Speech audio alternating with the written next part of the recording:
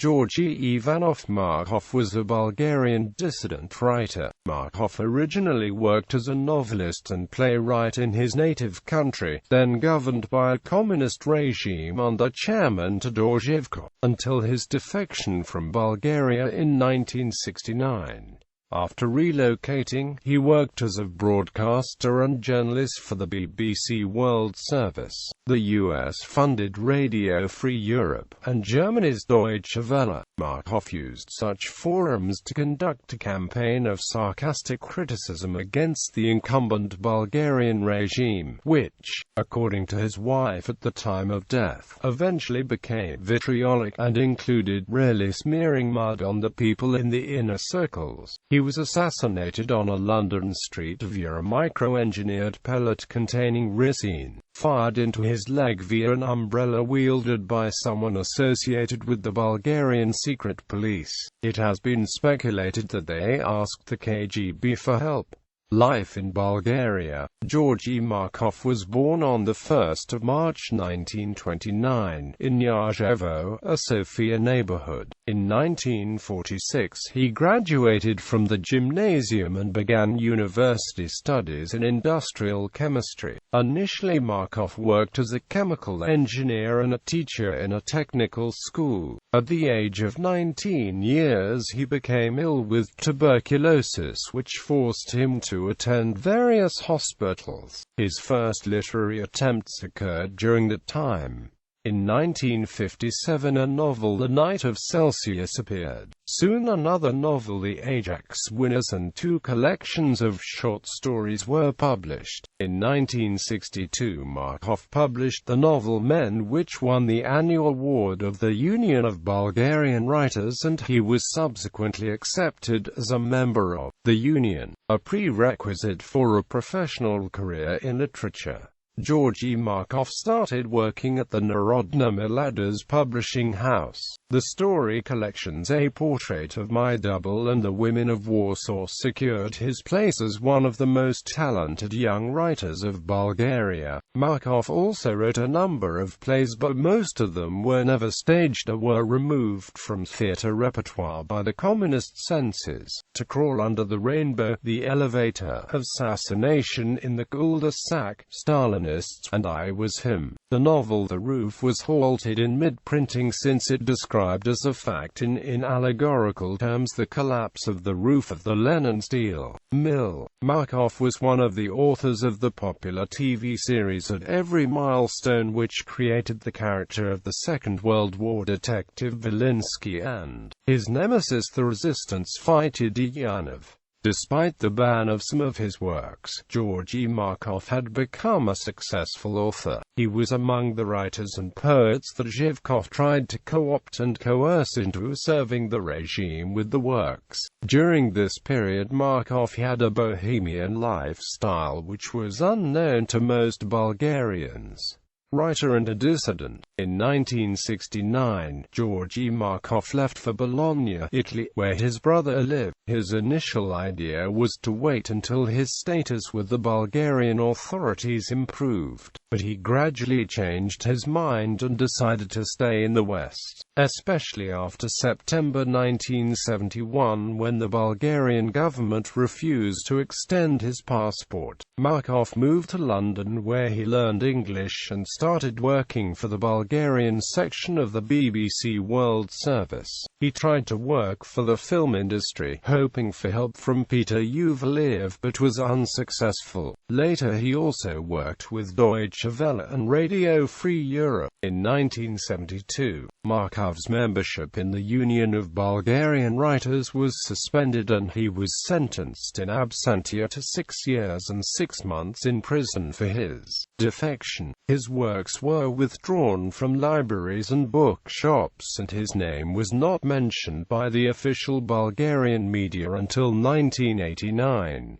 The Bulgarian Secret Service started Markov's file under the code name Wanderer. In 1974 his play To Crawl Under the Rainbow was staged in London, while in Edinburgh the play Archangel Michael, written in English, won first prize. The novel The Right Honorable Chimpanzee, co-authored by David Phillips, was published after his death. In 1975, Markov married Annabelle Dilk. The couple had a daughter, Alexandra Rayner, born a year later. Between 1975 and 1978, Markov worked on his in absentia reports analysis of life in communist Bulgaria. They were broadcast weekly on Radio Free Europe. Their criticism of the communist government and personally of the party leader Todor Zhivkov made Markov even more an enemy of the regime. Today, we Bulgarians present a fine example of what it is to exist under a lid which we cannot lift and which we no longer believe someone else can lift, and the unending slogan which millions of loudspeakers blare out is that everyone is fighting for the happiness of the others. Every word spoken under the lid constantly changes its meaning.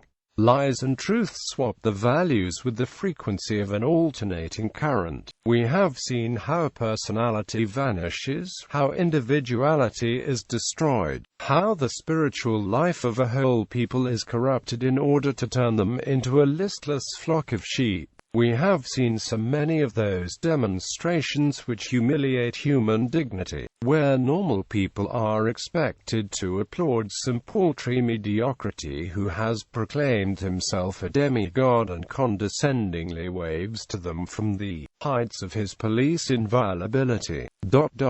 In 1978, Markov was murdered in London by an operative connected to the KGB and the Bulgarian secret police under Zhivkov. His in absentia reports were published in Bulgaria in 1990, after the end of the communist government. In 2000, Markov was posthumously awarded the Order of Stara Planina, Bulgaria's most prestigious honor, for his significant contribution to the Bulgarian literature, drama and non-fiction, and for his exceptional civic position and confrontation to the communist regime. Assassination. Agents of the Bulgarian secret police, assisted by the KGB, had previously made 2 failed attempts to kill Markov before a third attempt succeeded. On the 7th of September 1978, Markov walked across Waterloo Bridge spanning the River Thames and waited at a bus stop to take a bus to his job at the BBC. He felt a slight sharp pain, as a bug bite or sting, on the back of his right thigh. He looked behind him and saw a man picking up an umbrella off the ground. The man hurriedly crossed to the other side of the street and got in a taxi which then drove away. The event is recalled as the umbrella murder, with the assassin claimed to be Francesco Gallino, codenamed Piccadilly. When he arrived at work at the BBC World Service offices, Markov noticed a small red pimple had formed at the site of the sting he had felt earlier, and the pain had not lessened or stopped. He told at least one of his colleagues at the BBC about this incident. That evening he developed a fever and was admitted to St. James Hospital in Balham, where he died 4 days later on the 11th of September 1978, at the age of 49.